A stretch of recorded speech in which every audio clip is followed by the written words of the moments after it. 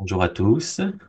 Nous allons bientôt démarrer. Bienvenue à cette session et à ce webinaire organisé par DLR et Service Essence. À la question, doit-on encore vendre des équipements? Je pense que la plupart d'entre vous sourient. Évidemment que nous devons encore vendre des équipements, sinon le marché serait un petit peu compliqué. Mais comment? Comment? Quelles sont aujourd'hui les approches? Comment se place aujourd'hui la question des services? Comment aujourd'hui se comportent les clients? euh, d'une façon un peu plus générique, d'une façon un peu plus macro. Donc, vous avez chacun vos relations avec vos clients et vous avez une certaine expérience là-dessus. Je vais essayer de vous donner un regard un peu plus complet, un peu plus large et qui touche un petit peu toutes les professions. Alors, quelques constats. Je partage quelques constats avec vous pour vous donner un peu mon point de vue sur la façon dont je perçois le marché, dont je perçois les grandes tendances, les grandes évolutions. Évidemment, vous pouvez réagir dans le chat à tout moment s'il y a des choses qui vous interrogent. Si vous n'êtes pas d'accord, vous avez le droit aussi de l'indiquer dans le chat et j'essaierai de réagir en temps réel.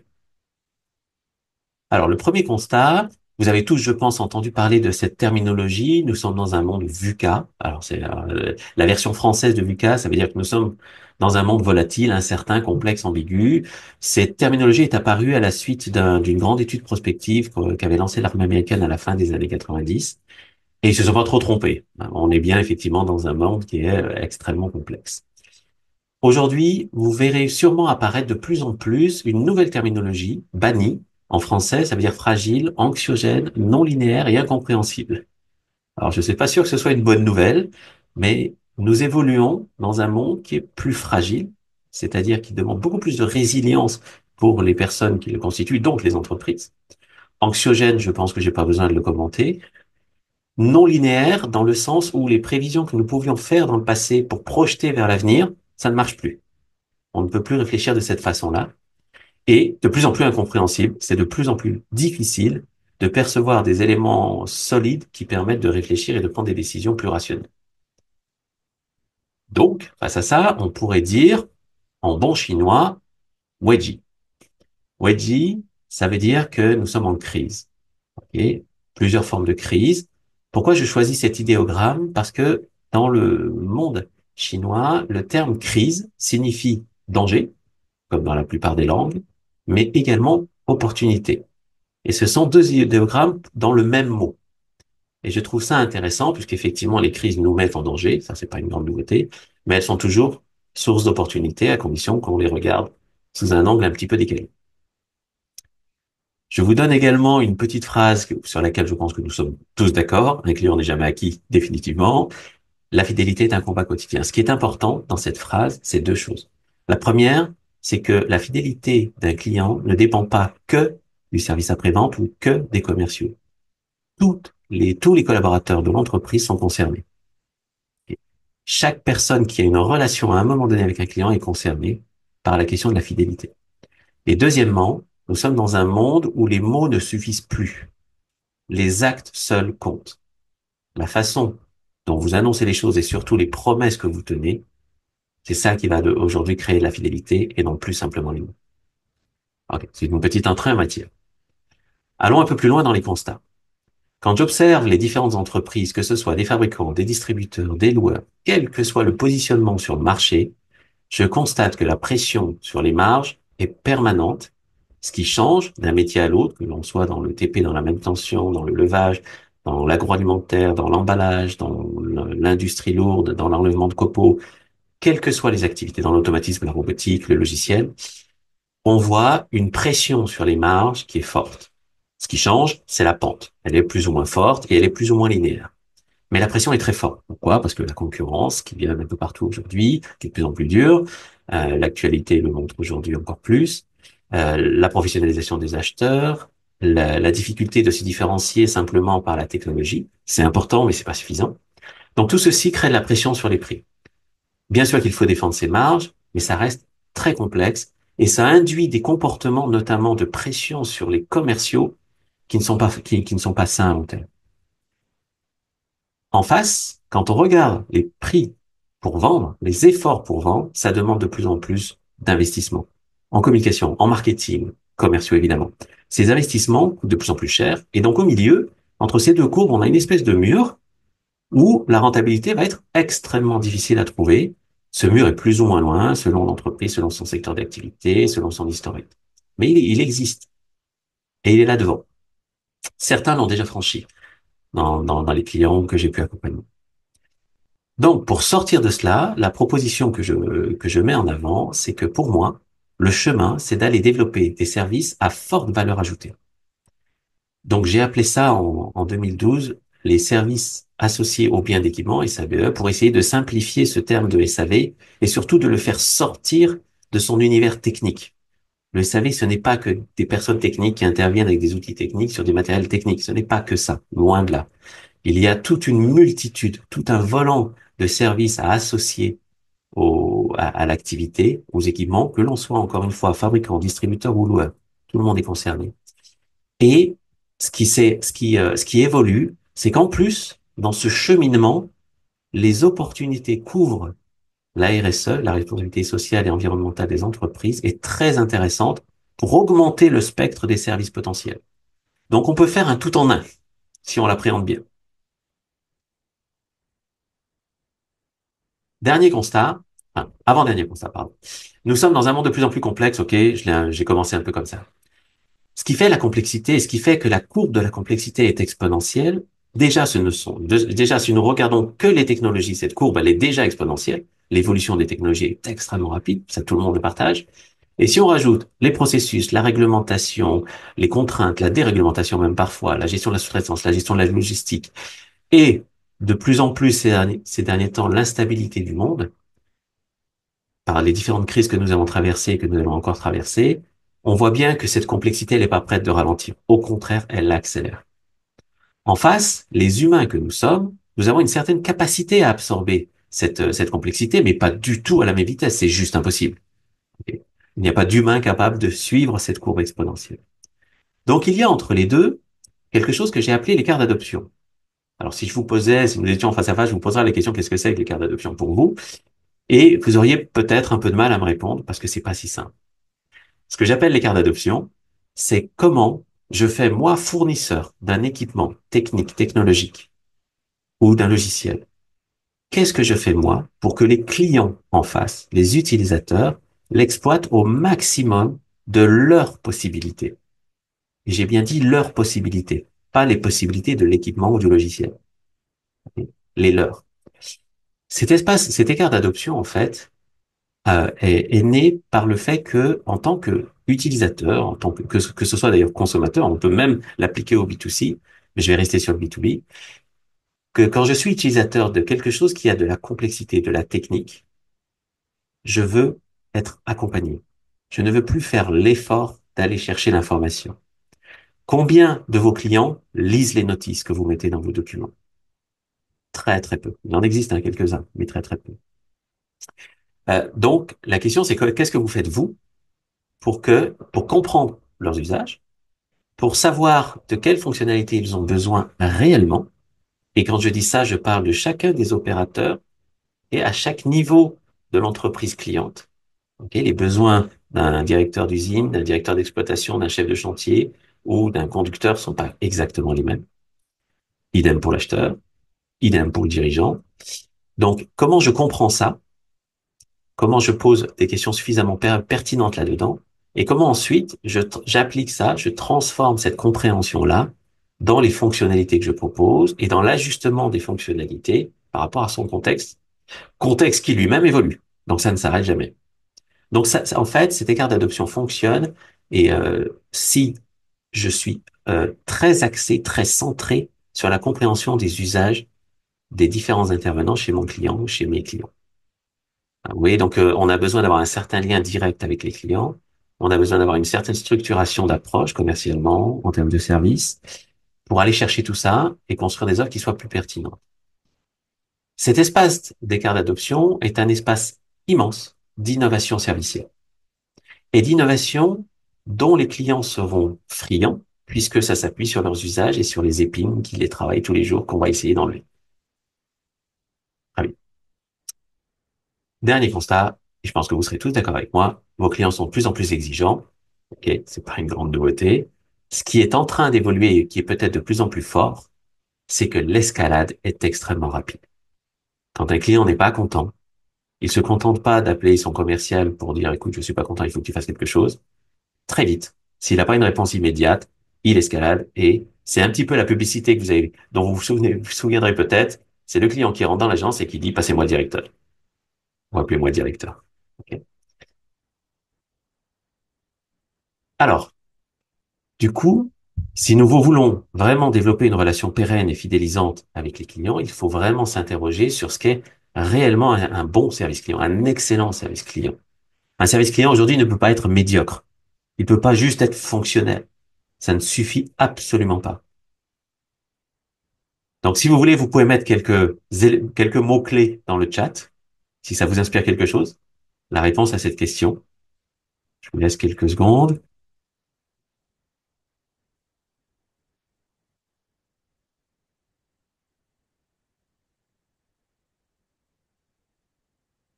Un service réactif, oui, effectivement, disponible, clairement.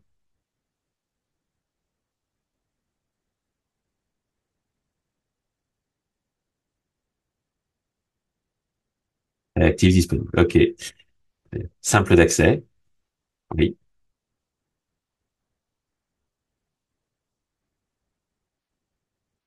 La proximité, fondamentale.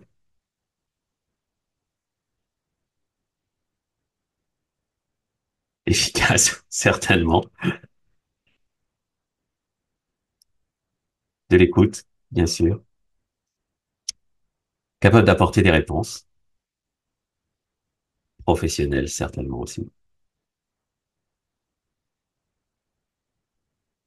OK, c'est très intéressant. Donc, vous voyez que tous ces mots, tous ces adjectifs, toutes ces formulations sont très importantes. Elles sont constitutives d'un service client. Souvent, telles qu'elles sont abordées, elles sont sous l'angle de celui qui fournit les équipements. Ok, je dois être professionnel, je dois être efficace, je dois être à l'écoute, je dois être à proximité, je dois être réactif. Pourquoi? Parce que j'ai entendu ça de mes clients. Ils l'ont exprimé sous des formes diverses et variées. Je vous propose une petite phrase qui résume un petit peu tout ça. Pour moi, un excellent service client, un service qui rend les clients satisfaits à chaque interaction. Chaque interaction. Et des interactions avec vos clients, vous en avez beaucoup. Vous en avez des très directs, quand un commercial va voir le client, quand un technicien va voir le client, quand le client appelle et que nous l'avons au support, ou que nous l'avons sous une forme ou sous une autre.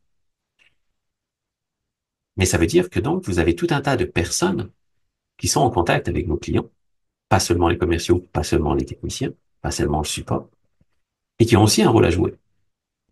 Et vous avez une multitude de contacts journaliers avec chacun de vos clients, avec différents interlocuteurs chez vos clients, dont l'information n'est pas tracée. Vous ne savez pas forcément ce qui a été dit, sous quelle forme ça a été dit. Et donc, vous ne savez pas si chacun de ces contacts a rendu satisfait l'interlocuteur qui était en face. C'est très complexe à piloter. Très, très, très complexe. Le mot-clé, la petite expression clé, c'est le à chaque fois. Il ne peut pas y avoir de brèche.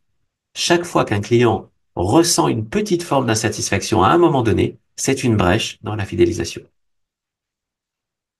Donc, comment faire ça?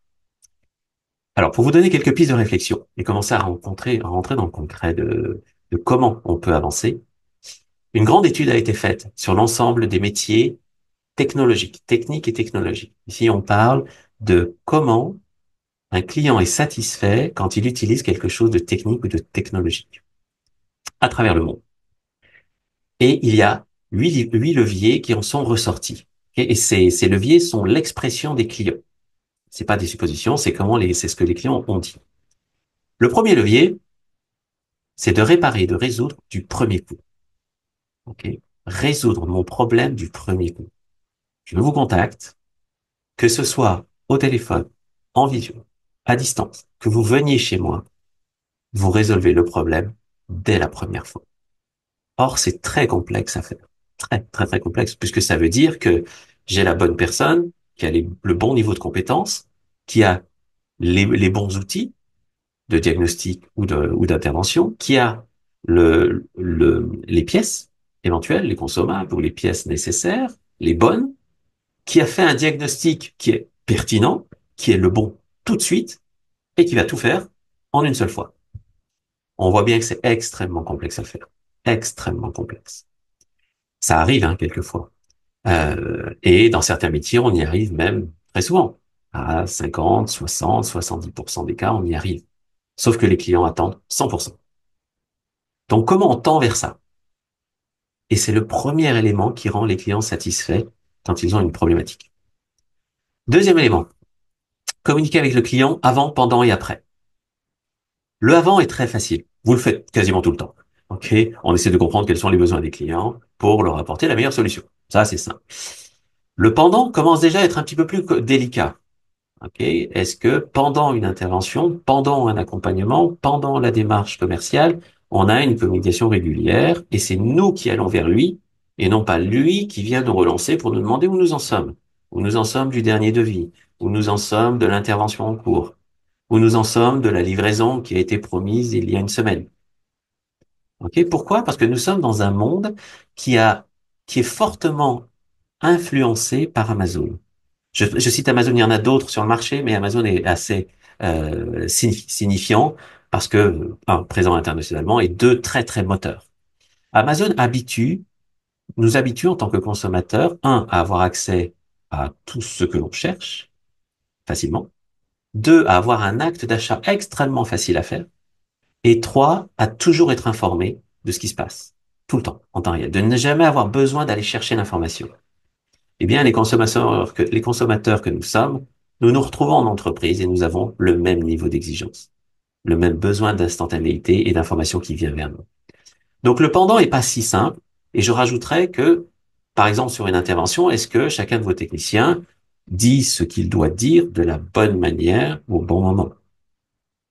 Est-ce que vos commerciaux, chaque fois qu'ils sont dans une relation avec un client, disent ce qu'ils doivent dire de la bonne manière au bon moment? Donc, le pendant, déjà, a besoin d'être plus ou moins travaillé. Et alors, le après, lui, est très peu mis en œuvre. Pourquoi c'est si important? Quand vous avez mené une intervention chez un client, vous avez tenté de résoudre, vous avez fait de votre mieux. Vous partez, bah, c'est terminé. Bien sûr que non. Vous avez un pourcentage de vos clients qui sont très satisfaits. Ceux-là, en général, vous les entendez peu, et surtout, ils vous le disent d'une manière ou d'une autre. Vous finissez par le savoir. Les clients qui sont vraiment pas contents, ceux-là, vous le savez assez rapidement, c'est ceux qui vont s'exprimer le plus vivement auprès de vous. OK? Donc ça, on les connaît. Mais les clients qui sont moyennement satisfaits ou les clients qui sont moyennement insatisfaits pour des petites choses, ceux-là vont rarement vous faire remonter l'information. Très rarement. Or, c'est la plus grosse masse de vos clients. Et deux, c'est les premiers à partir quand un concurrent arrive et vient résoudre justement ces petits points qui les ont dérangés.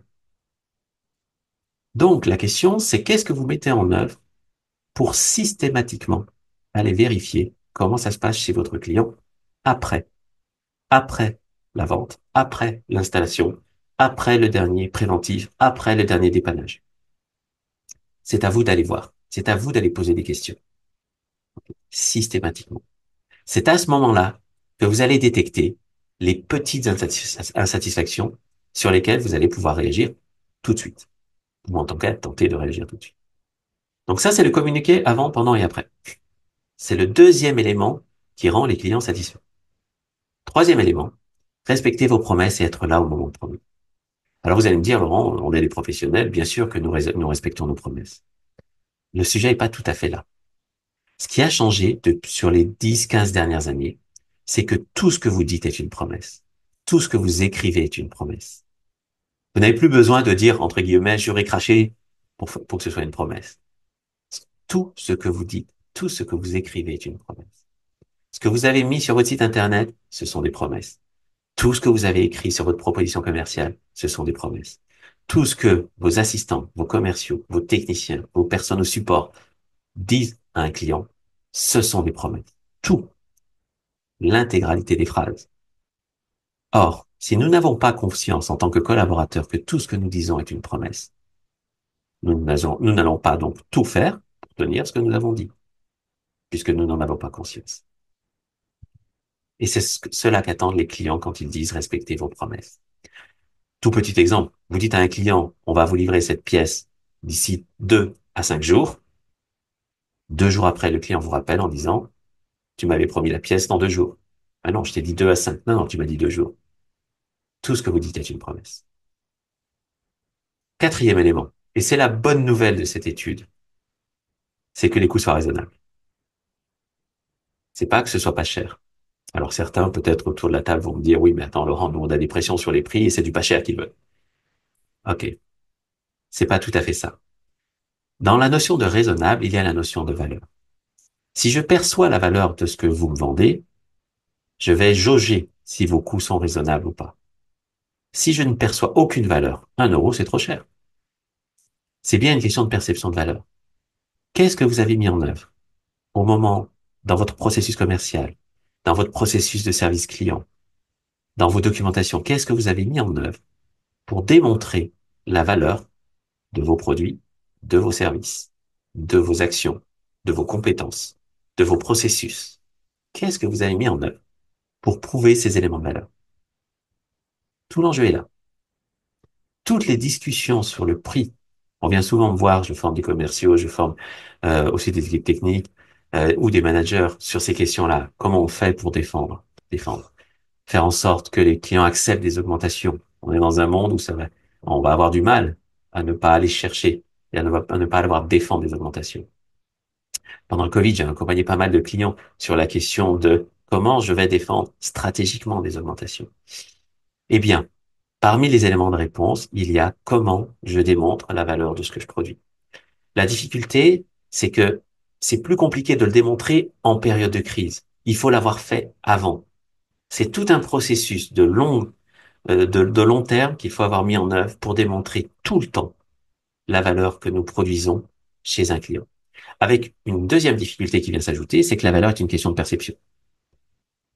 La valeur que je pense produire moi pour mon client n'est pas celle que lui va percevoir. Donc là aussi, qu'est-ce que j'ai mis en œuvre pour comprendre, pour avoir son point de vue suffisamment régulièrement, suffisamment en temps réel sur chacune de mes actions, pour comprendre et jauger et ajuster mes éléments de valeur. Ça, c'est la quatrième, donc bonne nouvelle, c'est en quatrième position. Vous voyez que c'est pas en première position la question du prix. Ce qui ne transparaît pas dans les conversations quotidiennes, hein. La question du prix est souvent très prégnante. Cinquième position, faire preuve d'organisation et de professionnalisme. Là aussi, vous allez me dire, Laurent, mais évidemment qu'on est des professionnels. Oui, mais regardez bien le début de la phrase. C'est faire preuve. Comment vous prouvez à tout moment, dans toutes vos interactions, que vous êtes professionnel? Est-ce que chacun des comportements de vos commerciaux, de vos ADV, de vos techniciens, de vos personnes au support, des personnes qui relancent les factures, est-ce que les comportements de vos managers, est-ce que les comportements même des dirigeants font toujours preuve de professionnalisme? Je vais laisser cette question en suspens. Sixième élément, résoudre les problèmes aussi vite que possible. Ah, ça pourrait sembler être comme un écho de la première. Pas tout à fait. Il y a là la notion d'urgence et de qualification d'urgence. Quand j'interviens pour optimiser des services après-vente, je vois bien que la question de l'urgence est toujours très centrale. Tout est urgent pour un client. Tout. Comment les personnes qui sont en face ont suffisamment, un, d'expérience, deux, de mécanique de questionnement pour qualifier les réels critères d'urgence. Pour que cette notion de aussi vite que possible soit toujours la bonne, elle soit ajustée. Pour certains clients, aussi vite que possible, c'est dans l'heure. Si on est dans l'agricole, en pleine saison, il faut être là dans l'heure. Si on est dans un monde de manutention et qu'il y a tout un tas d'équipements de remplacement possibles, aussi vite que possible, dans la journée, dans les 2 jours, c'est OK. Si on est en location, c'est dans l'heure, dans les 2 heures, dans les 3 heures, dans les 4 heures. Donc cette notion d'aussi vite que possible va dépendre du contexte, de ma connaissance des usages, de ma connaissance de l'environnement et de ma capacité à qualifier l'urgence. Et évidemment, selon la façon dont j'ai qualifié les choses, l'organisation qui va derrière n'est pas la même. Les compétences, le nombre de personnes, les moyens à mettre ne sont pas les mêmes. Donc c'est très important d'avoir une qualification extrêmement précise. Septième élément, intervenir au meilleur moment avec un impact minimal sur l'activité. Le meilleur moment. Qu'est-ce que c'est que le meilleur moment? Et c'est très différent de la notion d'urgence. Là, c'est la notion d'impact. Pourquoi? Parce que quand nous opérons du service, à la différence de la vente d'un produit, le service est toujours coproduit. Toujours. Il n'y a pas d'exception. On ne peut pas obtenir un résultat de service à la bonne hauteur sans l'implication du client. Le client doit laisser l'équipement disponible quand on intervient. Le client doit être capable de nous expliquer le contexte. Le client, parfois, va nous donner un coup de main. Il y a toujours de la coproduction pour que le service fonctionne. Toujours. Et enfin, faire que le problème ne soit jamais survenu. Alors, ce qui est intéressant là, c'est que ça arrive à la fin. Les clients ont conscience que quand ils utilisent un équipement technique ou technologique, il va y avoir des difficultés, hein, c'est certain. Donc, il va falloir du service. Mais le souhait, c'est que je souhaite ne même pas m'apercevoir qu'il y a eu un problème, que vous interveniez à l'avance, de façon extrêmement proactive, si ce n'est prédictive. Et les outils qui arrivent aujourd'hui nous permettent de plus en plus de tendre vers ça. Donc là, ce qu'il faut garder en tête, c'est que cette dernière phrase, faire que le problème ne soit jamais survenu, c'est un objectif, un horizon, ce vers quoi il faut tendre.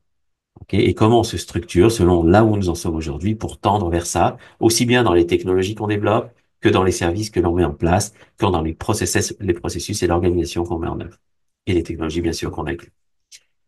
Donc ça, c'est le chemin qui rend les clients satisfaits. Pour conclure cette première partie, on passe aujourd'hui dans une industrie, dans une révolution industrielle 4.0. Je pense que vous êtes familier du terme. Pour moi, ça s'appuie sur quatre leviers. Le premier, c'est que tous les services que vous associez à vos équipements ont de la valeur, doivent avoir une perception de valeur très élevée. Et donc, il y a un travail là-dessus, et ça peut impacter jusqu'à votre modèle économique, ok, de la vente de l'usage, par exemple. Deuxième élément, c'est que nous sommes dans un monde où nous savons que les ressources sont limitées, donc nous devons tendre vers des formes de sobriété, de frugalité, mais sans pour autant aller vers la décroissance. Nous devons quand même aller chercher de la croissance, sauf que la croissance doit être cherchée différemment. Donc, comment on met ça en œuvre et comment on l'évalue? Comment on évalue qu'on va bien dans la bonne direction? Troisième pilier, pardon, c'est que les équipements doivent nous parler, ils doivent nous raconter comment ils vivent, comment ils sont utilisés, quelles fonctionnalités sont utilisées, comment ils vieillissent, etc., etc. Donc, selon que l'on soit fabricant ou concessionnaire ou loueur, on n'est pas tout à fait au même endroit dans la chaîne pour avoir l'information. Dans tous les cas de figure, si vous avez des relations directes avec les clients, vous devez avoir ces informations. Et enfin, un dernier point, comme nous sommes dans un monde VUCA, banni, dans un monde où la complexité, la difficulté, l'incompréhension est croissante, sont croissantes, nous devons donc développer plus de coopération et plus de réflexivité. La réflexivité, c'est le retour sur expérience. C'est l'analyse des situations qui vont bien, des situations qui ne vont pas bien, systématiquement, premièrement. Et deuxièmement, c'est de donner la capacité aux personnes qui sont face aux clients, que ce soit face à face ou au téléphone ou en visio, quel que soit le moyen, à ces personnes-là d'avoir la bonne réaction au bon moment.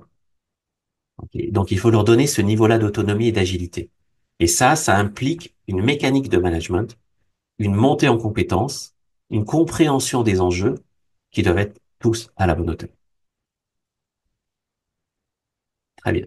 Une fois qu'on a fait tous ces constats, je conclus par le fait que pour moi, nous sommes dans la première révolution servicielle.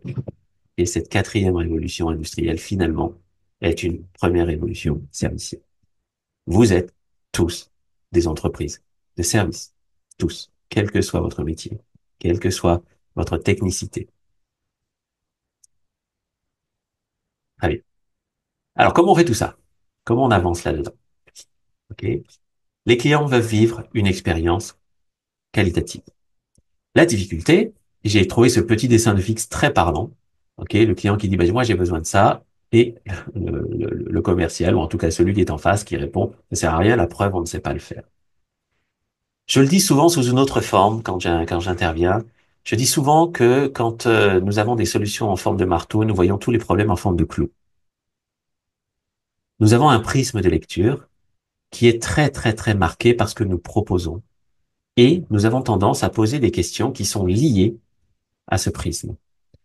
Le cheminement, pour rendre les clients réellement satisfaits, pour que l'expérience qu'ils vivent à chacune des étapes de relation qu'ils vont avoir avec nous, c'est d'être capable de poser des questions très différentes, de ne pas centrer nos questions par rapport à ce que nous savons faire, mais de bien centrer les questions sur le métier de mon client et de rentrer le plus loin possible dans la compréhension de ses propres process à lui, pour voir ensuite comment nous allons nous positionner, aussi bien d'un point de vue technique que d'un point de vue serviciel, que d'un point de vue commercial, que d'un point de vue RSE. Je réintroduis le concept. Et parce que tout est lié. Aujourd'hui, il faut saisir en fait les contraintes que nous avons à tous les niveaux et les regarder de façon systémique, pardon, pour être plus précis. Et le regard doit être systémique. Et toutes mes équipes, commerciales et services, managers, direction, doivent comprendre et avoir cette lecture systémique des choses. Alors, je vais essayer de rentrer un petit peu plus dans le concret. Vous l'avez compris, les clients, ça, ils n'en veulent plus, hein. C'est terminé. Ce qu'ils veulent, c'est ce fameux effet waouh. L'effet waouh, c'est finalement, si je le dis de manière très simple, qu'est-ce que vous faites en plus? Quel est le petit truc en plus que vous ajoutez le plus souvent possible par rapport à ce que le client attend? Donc, un, c'est de matcher très précisément avec ce qu'il attend et d'ajouter le petit truc en plus que vous avez compris parce que vous connaissez bien ses process, vous connaissez bien ses usages, vous connaissez bien les personnes, vous connaissez bien son contexte.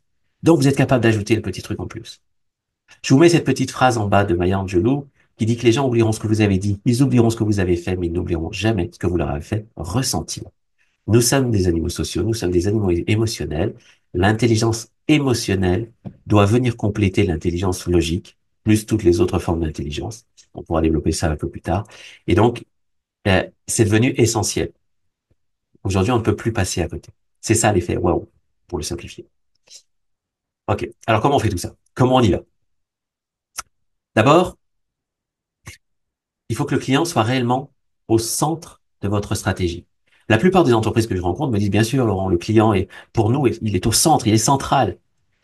Oui, quand on regarde dans les faits, il est central en partie. Ok, ce n'est qu'une partie de la réalité et tout n'est pas réellement fait pour qu'il soit au cœur de votre système. Et les clients adorent acheter, mais ils n'aiment pas qu'on leur vende. C'est assez paradoxal, mais les humains sont paradoxaux. On est d'accord, je crois. Donc, s'ils n'aiment pas qu'on leur vende, ben, arrêtez de vendre vos produits, tout simplement. Ok, normalement, il y a un petit flottement à ce moment-là. C'est bien gentil, Laurent.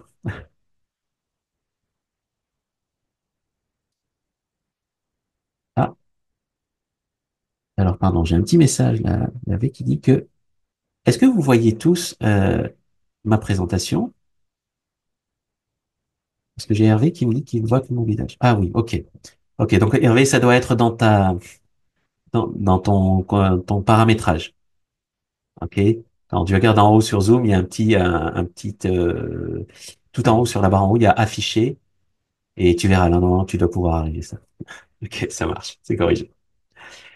Ok, donc, dans ce moment de suspense où je m'étais arrêtez de vendre vos produits. Évidemment que vous allez avoir un petit peu de mal à me dire, oui, d'accord, c'est bien. Demain, nous arrêtons, bien entendu. Ce que vous devez faire, c'est de leur donner envie d'acheter. Et ça déplace complètement l'approche. Ça déplace complètement la logique stratégique et la façon dont on va appréhender le sujet. Si on se dit, plutôt que de vendre nos produits, nous allons faire en sorte que les clients aient envie d'acheter. Donc, ça veut dire, et ça vient renforcer tout ce que je vous ai dit depuis le début, cette notion d'écart d'adoption. Ok. Comment je vais aller chercher une compréhension fine, précise des usages de mes clients, des fonctionnalités qu'ils utilisent réellement, des épines dans leur propre quotidien, dans leur processus à eux, dans leur relation avec leurs propres clients à eux. Comment je vais chercher un niveau de compréhension par mes équipes commerciales, par mes équipes services, par mes équipes managériales. Comment je vais aller chercher suffisamment d'informations pour être capable de leur donner réellement envie d'acheter, en m'appuyant notamment sur les 8 leviers que je vous ai présentés qui produisent réellement de la satisfaction.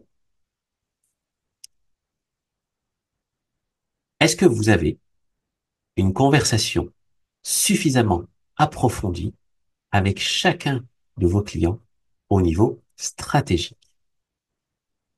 Alors, pour vérifier ça, je vous propose de répondre à un tout petit sondage. Vous allez le voir apparaître. Je vous le lance. Si ça peut bien démarrer. Voilà. Vous devez voir un petit écran apparaître qui vous présente une question très simple. Pensez-vous que les objectifs de chacun de vos clients sont de générer plus de revenus? Je vous laisse vous positionner.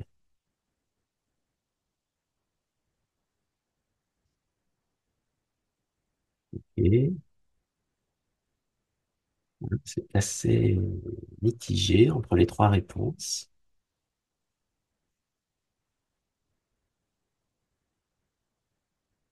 Et à peu près la moitié des répondants. Ça continue d'avancer.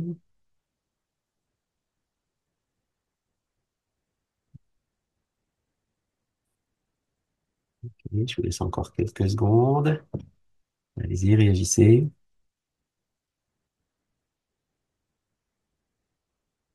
OK. Alors, très bien. Là, je conclue.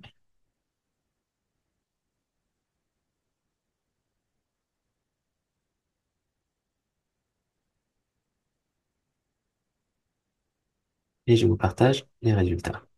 Donc, vous voyez normalement sur votre écran que 25% d'entre vous pensent que oui, 56% pensent que non et 19% ne savent pas, en gros. Ce qui est à peu près les pourcentages que je retrouve globalement, on va dire, dans mes séminaires ou dans mes interventions. C'est à peu près ça, à quelque chose près. C'est-à-dire qu'il y a à peu près, on va dire, une moitié des dirigeants d'entreprise ou des intervenants, ou en tout cas des collaborateurs d'entreprise qui pensent que effectivement, c'est pas forcément uniquement ça, que les clients ne veulent pas simplement gagner plus d'argent. Mais il y a quand même un quart d'entre vous qui pensent que si.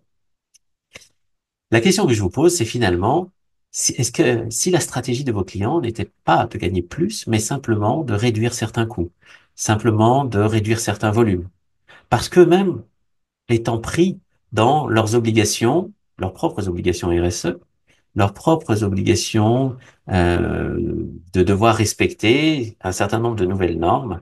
Ok, je parle même pas ici de la CSRD bon, qui a été remise un peu en question, mais qui, sous une forme ou sous une autre, finira par s'imposer. Et d'autres contraintes réglementaires qui, de toute façon, seront toujours de plus en plus contraignantes. Donc, face à ça, comment je comprends, et c'est bien mon rôle en tant que fournisseur de d'équipements techniques ou technologiques, c'est bien mon rôle de comprendre mes clients dans leur contexte à eux. C'est pas le rôle de quelqu'un d'autre, hein, c'est bien le mien. Et si je veux pouvoir sortir d'une logique transactionnelle où je vends des produits simplement, qui n'est plus le bon schéma, qui n'est plus le schéma qui fonctionne, ok, en tout cas de moins en moins, hein, bien sûr, c'est quand même une petite part de la réalité, eh bien, il faut arrêter de faire ça il va falloir faire ça autrement. Pardon. Alors, je conclus. Aujourd'hui, pour arriver à répondre, je vous donne quelques grandes lignes directrices, à vous de les prendre, de les interpréter dans votre univers. Il s'agit aujourd'hui de livrer le bon couple équipement-service. Ok. Et vous l'avez compris, vous avez une marge de développement de services associés qui est très, très, très grande et que je vous garantis que vous sous-estimez. Ok. Et la question du transfert de propriété aujourd'hui est à questionner. Alors, pour beaucoup d'entre vous, vous l'avez déjà en partie questionné avec la location. Mais attention, dans la location, vous transférez la propriété le temps de la location. Ok. Quand on va sur des modèles où on s'intéresse à la vente de l'usage, on ne transfère plus du tout la propriété et évidemment, ça a beaucoup, beaucoup d'impact qu'il va falloir considérer. Je ne le développe pas trop là, mais si vous avez des questions, je vous répondrai. Deuxième point important, c'est de garantir de la proximité humaine, évidemment, avec surtout une visée d'excellence. Votre SAV ne doit pas simplement être efficace et rentable. Évidemment que c'est la première étape, mais il doit viser l'excellence. Et il s'agit d'être de plus en plus premium. Pourquoi? Parce que vos clients doivent percevoir de la valeur. Ils doivent percevoir un haut niveau de valeur si vous voulez pouvoir défendre des prix un peu plus élevés et des marges un peu plus importantes. Ok. Donc ça a beaucoup d'implications structurelles dans votre organisation et en termes de compétences, à la fois techniques évidemment, mais surtout relationnelles et financières. Vos équipes doivent avoir une compréhension des enjeux pour être co-responsables de ce qu'elles produisent. Troisième élément important, c'est d'être capable de résoudre des problèmes complexes. Ok. Souvent, j'ai beaucoup de personnes autour de moi qui me disent, oui, mais tu comprends, Laurent, notre métier, il est compliqué. Eh bien, si votre métier est compliqué, c'est une super bonne nouvelle. OK? Parce que si c'est compliqué, ça vous donne une raison d'exister. C'est bien parce que vous êtes capable de traiter cette complexité, que vous êtes en mesure de la travailler, de la résoudre, d'innover autour de ça, que vous avez une raison d'exister, que le client a envie d'acheter des choses chez vous. OK. Donc c'est une bonne nouvelle. Ce qui doit évoluer, c'est d'arrêter de chercher à résoudre seul. Vos clients ont une partie de la réponse dans une immense majorité de cas. Je pense que pour la plupart d'entre vous, vous en êtes conscient. Mais ce que je constate en revanche, c'est que vos équipes n'en ont pas tellement conscience. Elles ont tout un tas de réflexes qui est de je dois trouver des solutions. Quand je forme des managers, l'essentiel des managers disent oui, mais Laurent, c'est à moi de trouver des solutions pour mes collaborateurs. Bien sûr que non. Bien sûr que non. Les solutions sont 8 fois sur 10 dans la tête de l'autre. Il faut simplement l'accompagner à les faire émerger. Et ça demande une posture particulière, ça demande un certain nombre de compétences particulières. C'est vrai pour un manager, c'est vrai pour un commercial, c'est vrai pour un technicien, c'est vrai pour tout le monde. Et c'est un espace d'innovation. La logique de co-construction avec les clients, c'est un super espace de jeu pour innover. Quatrième point, c'est de vous assurer de comprendre les habitudes et les usages. Bon, je l'ai pas mal répété depuis le début. OK? Ça veut dire que mes commerciaux, mes équipes techniques, mes ADV, toutes les personnes qui sont en contact avec les clients doivent apprendre à poser de meilleures questions, doivent savoir et comprendre quels sont les enjeux de ce qu'elles recherchent. Quand j'appelle un client pour lui vendre quelque chose, quand je l'appelle pour relancer un devis, quand je l'appelle pour lui proposer une solution, quand je l'appelle pour relancer une facture, quels sont les mécanismes de questions que j'ai en tête pour aller chercher des éléments d'usage que je vais pouvoir utiliser commercialement ou pour proposer de nouveaux produits, de nouveaux services. Et comment mes équipes ont la compréhension de ça. Cinquième point, développer une vraie logique de coopération. Et j'écris bien le mot dans les deux sens, c'est-à-dire de coopération, c'est-à-dire la coopération, pardon, je vais peut-être le redéfinir parce que souvent on se trompe entre coopération et collaboration. Collaboration, vous le faites souvent. Vous collaborez avec vos clients, vous collaborez avec vos partenaires, vos fournisseurs, vous collaborez très souvent. C'est faire avec les autres. Coopérer, c'est deux éléments clés. Il y en a beaucoup d'autres, mais je vous en cite deux. Le premier, c'est qu'il faut avoir une visée commune. Il faut être d'accord sur là où on va. OK? Est-ce que vous partagez toujours une vision commune avec vos clients, vos sous-traitants, vos fournisseurs, tout, tout votre écosystème? Est-ce que chacune de ces parties prenantes a la même vision que vous? Très probablement pas. Ok, en tout cas, pas à 100%. Donc, il y a un travail à faire là-dessus. Parce qu'on peut pas coopérer si on n'a pas une visée commune. Deuxièmement, pour que la coopération fonctionne, il faut accepter de prendre en compte les contraintes de l'autre. Mais tout le monde, dans tous les sens. S'il y a trois parties prenantes, les trois doivent prendre en compte les contraintes des deux autres. Vous voyez que ça n'arrive pas très, très souvent. Ça arrive, hein, mais pas très souvent. Or, nous devons aller vers des logiques de coopération plus poussées. Ok. Dans un monde aussi incertain, nous devons être ensemble. Nous devons travailler ensemble. Si nous voulons fidéliser les clients, nous devons coopérer. Si nous voulons être plus innovants en termes de services, en termes de propositions et de solutions, nous devons coopérer. Donc ça, c'est la première partie de la coopération. Le deuxième, c'est celui avec un tiret. Coopérer. Faire opérationnellement ensemble. C'est ce que je vous disais tout à l'heure. Le fait que les solutions existent en partie chez vos clients et qu'un service est toujours coproduit. Toujours. On le fait de manière plus ou moins consciente. C'est important de le conscientiser et de le piloter. Et ça a un impact aussi sur les territoires. Ok, votre présence sur un territoire, elle a aussi des éléments de valeur qui souvent sont très très sous-estimés, mais je ne vais pas le développer ici aujourd'hui. Dernier point, c'est de vous équiper de solutions digitales. Évidemment, ça vous l'avez tous compris, vous êtes tous plus ou moins engagés dans une transformation digitale, pardon. Sauf qu'attention, le numérique ne doit pas venir avant l'optimisation de vos process. Le numérique, quel que soit l'outil numérique, on parle que je parle de ERP ou de CRM, ou que je parle de mobilité, ou que l'on parle d'assistance à distance, de réalité augmentée, de capteurs posés sur les équipements pour pouvoir avoir de l'information, etc. Tout ceci doit être au service de deux choses. Un, de votre stratégie. Donc, c'est d'avoir une stratégie servicielle clairement définie et partagée. Et deux, doit être au service d'une organisation déjà optimisée. Ce n'est pas le numérique qui va vous aider à optimiser votre organisation. Ça peut se faire, mais c'est douloureux, ça prend du temps, et c'est très coûteux. Si vous le faites dans l'autre sens, si vous avez optimisé votre organisation, et qu'ensuite vous cherchez la solution numérique, les solutions numériques qui vont venir compléter, optimiser, automatiser tout ce qui peut l'être, augmenter et apporter de la valeur, là d'accord. Là, vous allez aller beaucoup plus vite en termes d'efficacité et d'implémentation des solutions, et ça va vous coûter moins cher.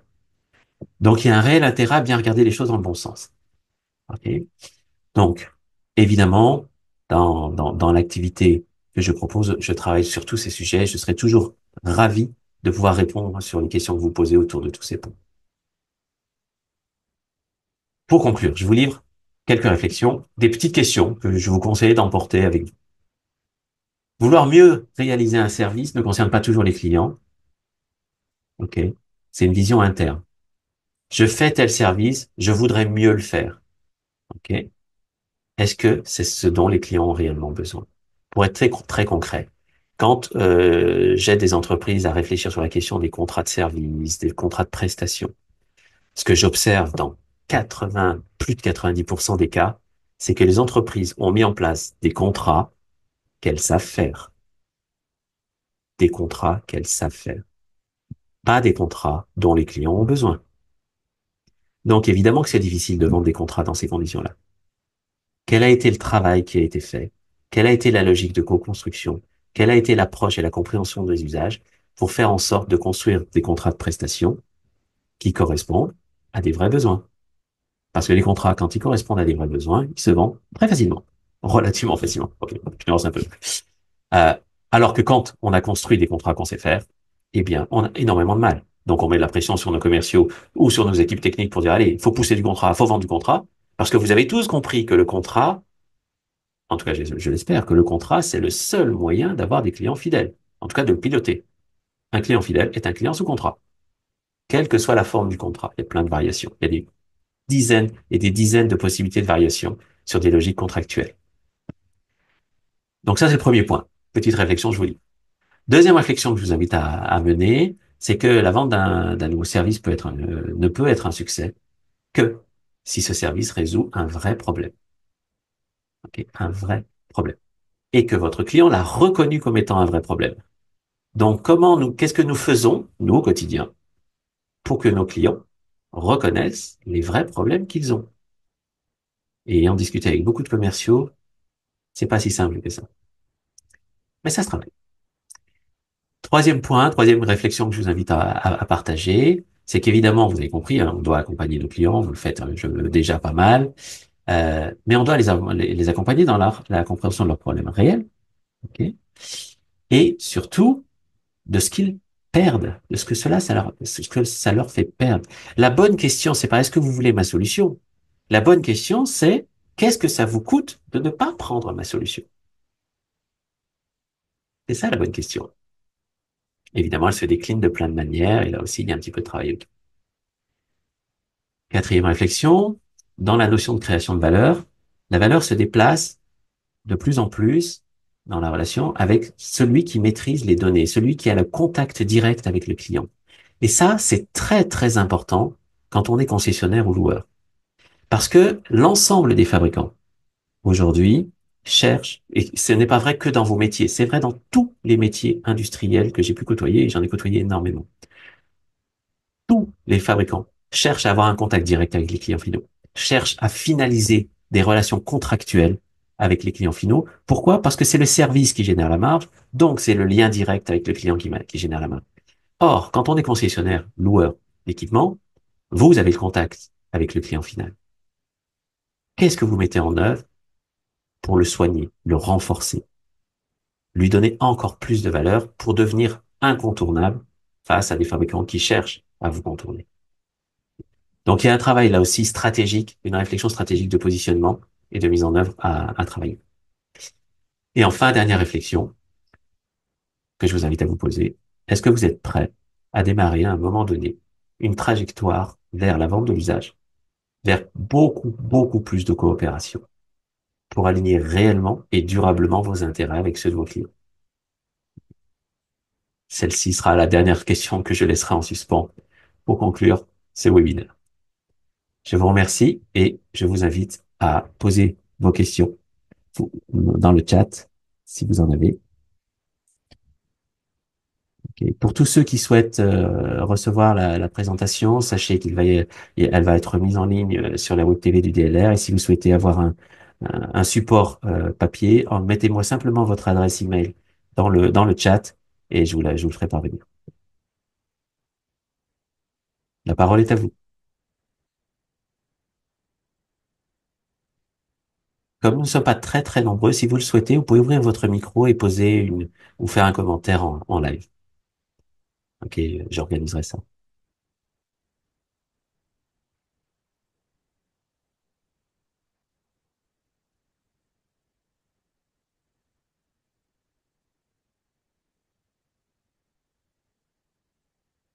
Alors, j'ai une première question. Est-ce que j'ai des exemples de bascule réussie vers le monde serviciel? Oui, oui, oulala, énormément.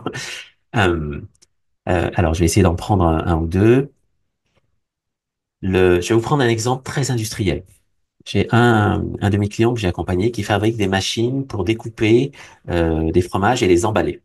Ok, donc des machines très complexes, très coûteuses, face à des clients qui sont des grands comptes, des Danone, des Nestlé, des Lactalis, vous voyez, des structures qui sont assez grosses, et qui s'est dit, est-ce que moi, dans mon univers, sur des machines qui coûtent plusieurs centaines de milliers d'euros, voire parfois 1 million et demi d'euros, est-ce que moi, je peux aller vers la vente servicielle de mes produits? On a fait tout un travail qui a duré un petit peu moins de 18 mois, et il a gagné ses premières ventes où il n'a pas vendu les machines, mais il a vendu une prestation globale sous un format trimestriel. Mais le mode de facturation est séparé. C'est jamais la grande complexité, la façon dont on facture les choses. Le modèle financier vient après le modèle économique, qui est la façon dont nous générons de la valeur. Eh bien, dans ce modèle-là, il a vendu certains de ses équipements, alors pas à tous ses clients, à quelques-uns de ses clients, au à la portion de fromage pesé et emballé. Et il y avait un chiffre là-dessus, ok? Et le client paye ça. Vous voyez, c'est un peu comme le modèle des photocopieurs où on paye à la copie. C'est le même principe.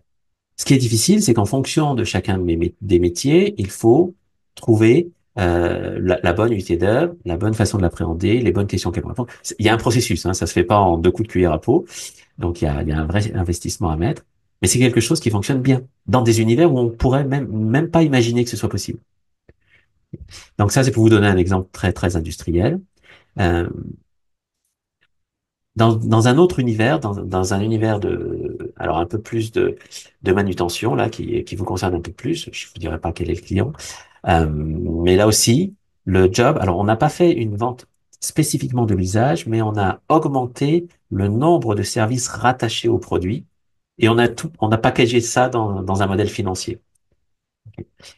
Aujourd'hui, ça a produit à peu près, on est passé de 10% du poids de l'activité service sur le chiffre d'affaires global à 27% alors c'était au bout de 2 ans, 27% du poids du chiffre d'affaires serviciel sur le chiffre d'affaires global.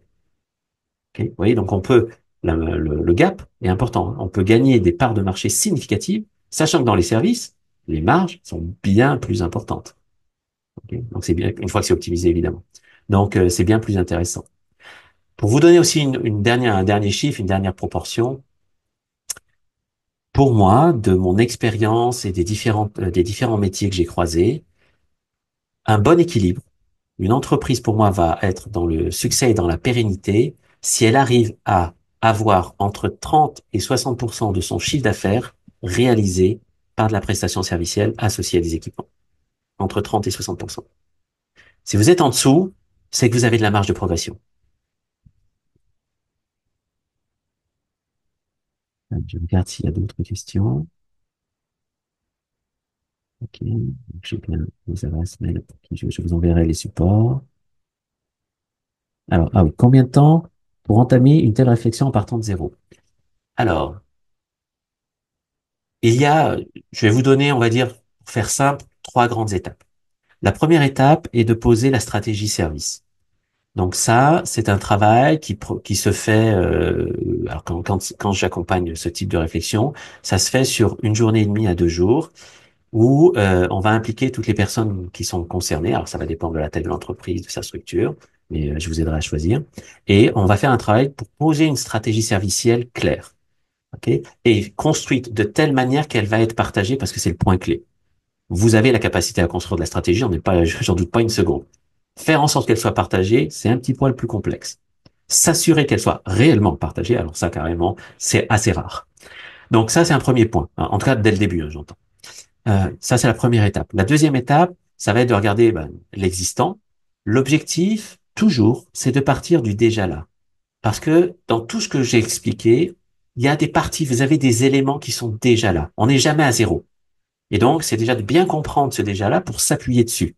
De pas réinventer ce qui est déjà là, ce qui a déjà été fait, mais au contraire, d'amplifier ce qui marche bien et de réduire ce qui ne marche pas. Et d'optimiser tout ce qui peut l'être. Donc ça, c'est la deuxième étape. Ça se fait sous des formes de diagnostic, d'audit, de travail en tout cas en commun, en impliquant beaucoup vos équipes. Et puis après, la troisième étape, c'est de déployer, ok, c'est de construire une logique de solution avec les clients. Donc, dans le travail du diagnostic, on a impliqué certains clients. Ok, on va aussi chercher le regard des clients sur nous. Et donc, on va poursuivre ensuite ce travail avec eux, où on va les associer dans la construction des solutions. Ça va passer par une grande analyse de leurs usages, ça va passer par une très bonne compréhension des capacités de ce que vous avez. Souvent, vous sous-estimez certaines de vos capacités et vous surestimez certaines autres. Donc là aussi, on fait le tri de ça. Et petit à petit, sur une échelle, on va dire, de 6 à 18 mois, on va construire des éléments avec une logique de rentabilité rapide. C'est-à-dire de faire en sorte que, c'est la logique un peu dans les projets des quick wins, hein, de faire en sorte qu'on ait rapidement un certain nombre de résultats, de manière à trouver dans l'évolution du projet des éléments pour financer le projet. Et c'est une espèce de boucle et l'on essaie de réfléchir de cette façon-là. Donc, en gros, il y a trois grandes étapes. Elles sont plus ou moins longues, plus ou moins complexes selon la taille de l'entreprise. Si vous êtes une petite agence ou si vous êtes présent sur un grand territoire avec une cinquantaine d'agences, c'est pas tout à fait la même chose. Si vous avez que de l'activité de concession ou de la concession et de la location ou que de la location, c'est pas tout à fait la même chose. On parle pas des mêmes endroits. Mais en gros, vous pouvez voir un résultat significatif sur votre chiffre d'affaires et sur votre marge sur une échelle de 12 à 18 mois. Ok, c'est à peu près ça l'élément. Alors, je regarde s'il y a d'autres questions. N'hésitez pas à réagir hein, si vous avez besoin que je précise encore.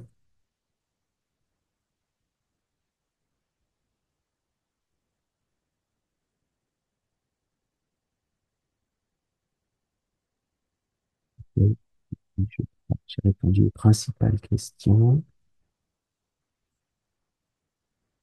Très bien. Donc, pour tenir l'horaire annoncé, il est midi, donc nous sommes pile poil dans le timing. Je vous remercie beaucoup. Vous avez mes coordonnées. Si vous souhaitez avoir une précision, un élément de détail, n'hésitez pas, envoyez-moi simplement un petit mot et je vous répondrai avec plaisir. Si vous souhaitez qu'on en discute, on peut se programmer un petit temps, une petite visio ou un temps d'échange téléphonique, ne serait-ce que pour dégrossir quelques éléments. Et puis bien sûr, bah, je serai présent avec plaisir pour vous accompagner sur certains de vos sujets, où que vous soyez et quel que soit votre point de départ. Et je vous rappelle deux petites choses. Euh, Sachez que je coopère avec le DLR depuis très longtemps. Donc certaines de nos formations existent en session inter-entreprise au DLR. N'hésitez pas à vous rapprocher du DLR pour avoir les dates. Et bien sûr, je vous invite à écouter le podcast que je produis. Il y a un nouvel épisode tous les lundis matins à 6h30 sur le SAV pour essayer de nourrir en fait vos réflexions et apporter des petits points de vue que je partage avec vous avec plaisir. Je vous souhaite une excellente journée et je vous souhaite une bonne continuation. À bientôt.